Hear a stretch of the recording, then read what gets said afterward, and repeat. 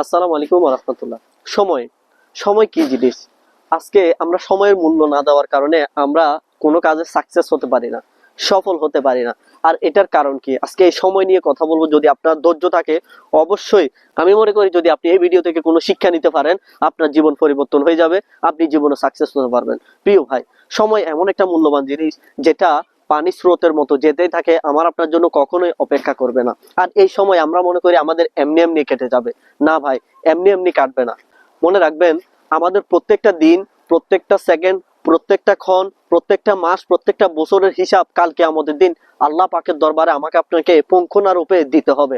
তাই আল্লাহ পাক কোরআনে পাকের মধ্যে ইরশাদ করে, তোমরা কি মনে করেছো আমি কি তোমাদেরকে অনার্থক সৃষ্টি করেছি?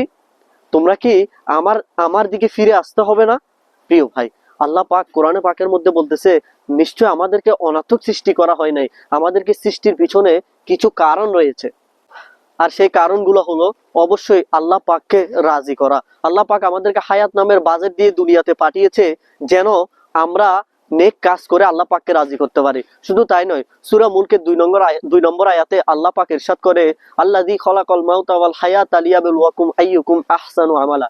অর্থাৎ আমি মৃত্যু এবং জীবন সৃষ্টি করেছি যেন তোমাদের মধ্যে পরীক্ষা হয়ে যায় কার কর্ম অধিক উত্তম। প্রিয় ভাই, আল্লাহ পাক আমাদেরকে দুনিয়াতে পরীক্ষা করার জন্য পাঠিয়েছে, আর আমরা এখানে এসে রং তামাশায় নিজের জীবনকে বিলিয়ে দিচ্ছি।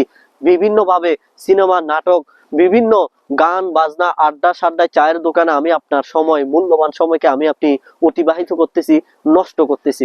কিন্তু আল্লাহ পাক বলতেছে, আমি কি তোমাদেরকে অনার্থক সৃষ্টি করেছি? নয় প্রিয় ভাই, আল্লাহ পাক আমাদেরকে কিছু উদ্দেশ্য জন্যই আমাদেরকে সৃষ্টি করা হয়েছে।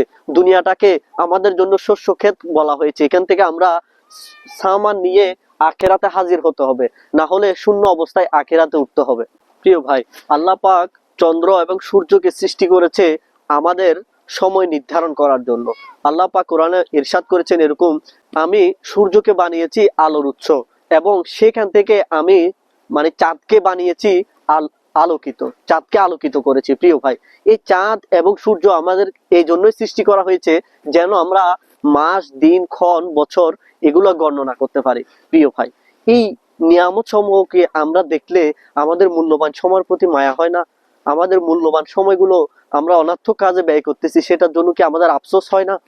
আর আমাদের আফসোস হবে কখন? প্রিয় ভাই, আমরা যদি এই সময়কে আল্লাহ পাক আমাদেরকে দিয়েছে পুঁজি হিসাবে, এই পুঁজি দিয়ে যদি আমরা সঠিক কাজে ব্যবহার করে কিছু অর্জন করতে পারি, তাহলে সে দুনিয়াতে সফল হবে, সে আখেরাতে সফল হবে। প্রিয় ভাই, আসুন না নিয়ত করে আমরা আমাদের সময়কে অনর্থক কাজে ব্যয় না করে ইনশাআল্লাহ আখেরাতের নেকি অর্জন করার মাধ্যমে ব্যয় করব ইনশাআল্লাহ।